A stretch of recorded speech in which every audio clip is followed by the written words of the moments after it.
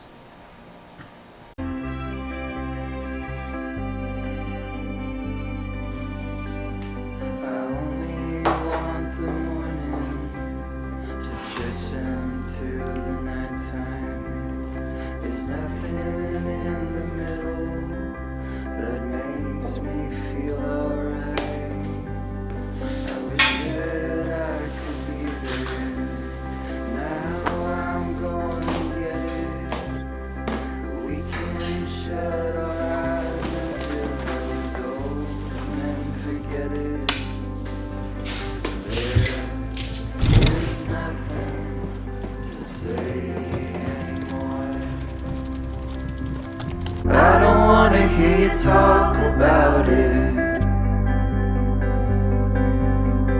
Don't.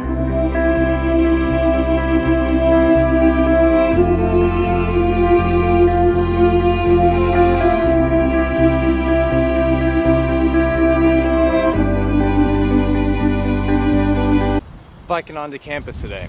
Got some stuff to talk about.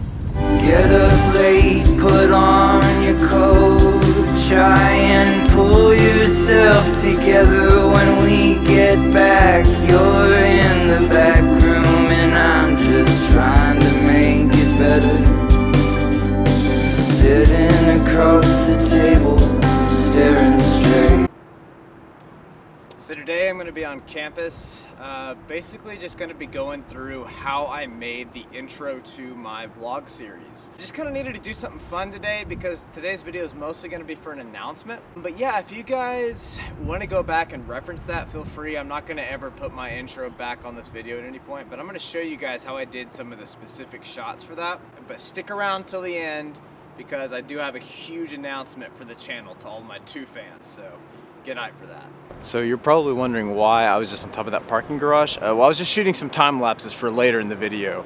I just decided to do my kind of introduction talk there. Okay, so for this first shot, it's the one where I'm sitting kind of on that thing reading. For context, I've actually placed my camera down there. So this kind of right here is where I was sitting during that bet. Back was against this wall right here. Leg was dangling, all that sort of thing. Originally there was supposed to be 2 cuts and I only had 1 camera. And so what I was gonna do is I was gonna place 1 camera right here and 1 camera down there on the ground. And mostly this was because this lens doesn't actually zoom very far. You see, it really only goes to about right here and there. And that's okay, it means I get really fine detail, but it means that I don't have a lot of flexibility. This camera down here does zoom a lot, but it doesn't look as good as this camera. So I don't really use it, especially for my intro like that. So I wanted to have a couple of platforms, as you can see, where I could act like I had zoomed in by basically just placing one down there and then reshooting it, but up here. And it could look like I zoomed in, but then I wound up not even using both shots. So with that, let's go to the next shot, which it is getting windy out here, so luckily it is actually inside. The next is a time lapse that I shot with this building in the background saying, "Welcome to the channel." But as crazy as it sounds, I actually didn't film anywhere near this. I actually filmed it way up here.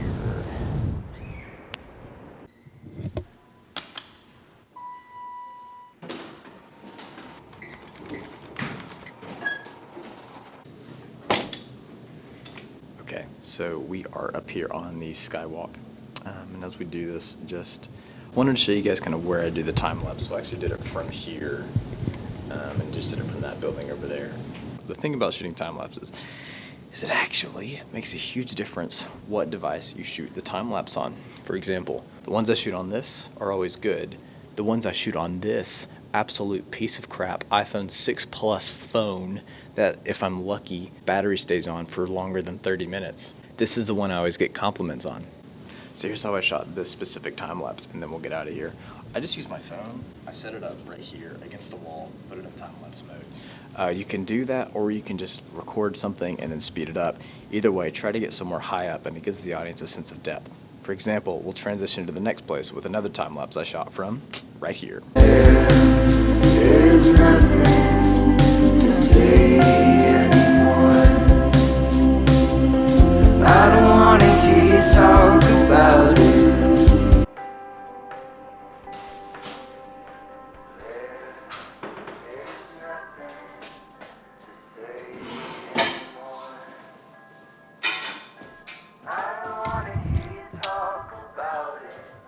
We still have 2 more shots from my intro that I'd like to discuss, but before we get into that, I actually still have a segment from yesterday that we need to take a break, and I need to show you real quick.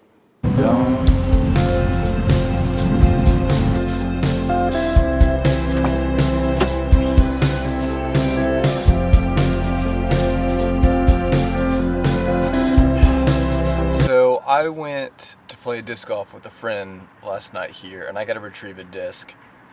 I just thought I'd film it and give it as an excuse for me to talk to you guys while outdoors. Before I get going, there's going to be cuts to me actually talking and then cuts of me looking for the disc. So something came to my attention this previous week that I just kind of couldn't pass up anymore. So here's the deal. I'm realizing that we live in an age now where it's really easy to make fun of Christians.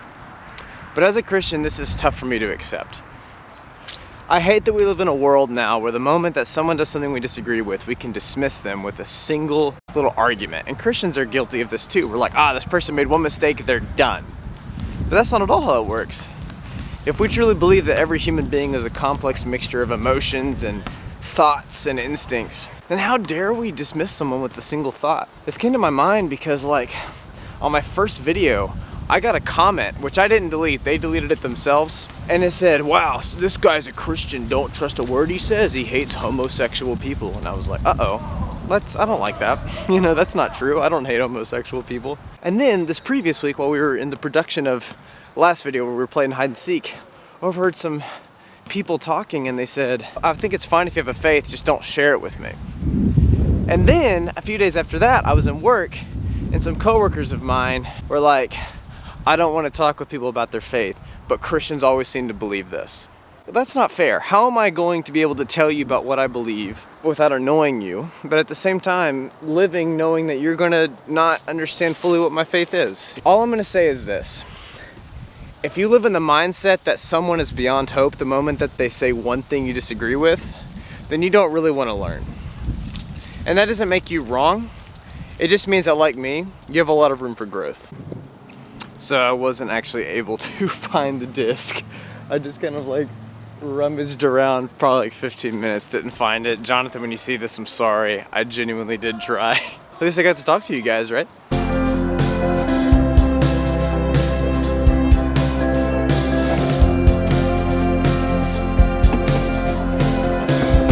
Okay, so now we're going to discuss the shot where we flipped the bike around. It went like whoosh.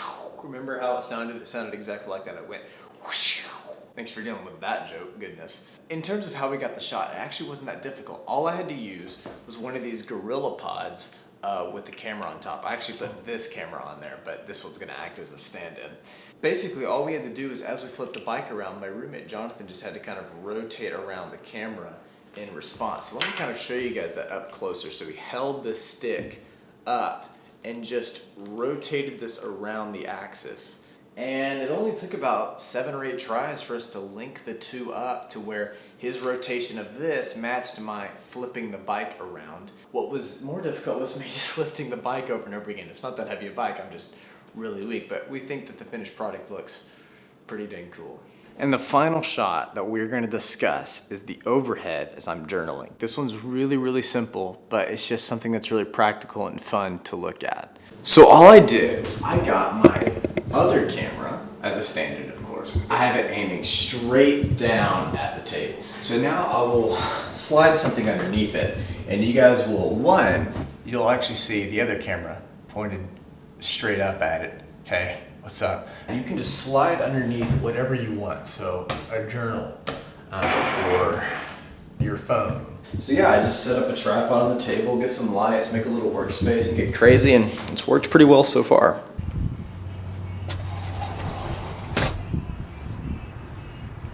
There are some more in the intro sequence that I decided not to discuss because most of them are pretty simple. You probably didn't care, but there you go. So now for the channel announcement that I said I would bring.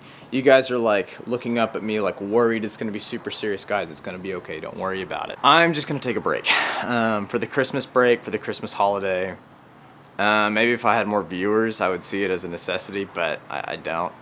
This is, again, first and foremost a passion project. So to all 2 of my viewers, I'm sorry. But that's because I'm working on a Christmas short film with my brother Elijah. It's gonna be super, super fun. I know. Yeah, look forward to it. It's a big deal, right? We're making a Christmas short film. And I gotta take the next few weeks to write it, workshop it, really make sure that we know what we're about. And then we're gonna film it. And then we're gonna release it. And then after that, I'm going to Disney World with my family. And then I'll be back for next semester and we'll get going again. I may vlog making the movie, I may vlog it, but it probably won't be coming out until next January. Thank you guys for sticking with me, those who have been watching me, mostly friends and family. That's okay. Thank you guys. I really, really, seriously appreciate it. It gives me, I don't know, it's fun to hear that some of you are actually watching this. Like, it actually encourages me to keep going. This is cool for me to do. And I am pretty self-reliant, but at the end of the day, I do need some feedback. And so it's been helpful. Love you guys. Have a Merry, Merry Christmas. And I'll see you guys next year.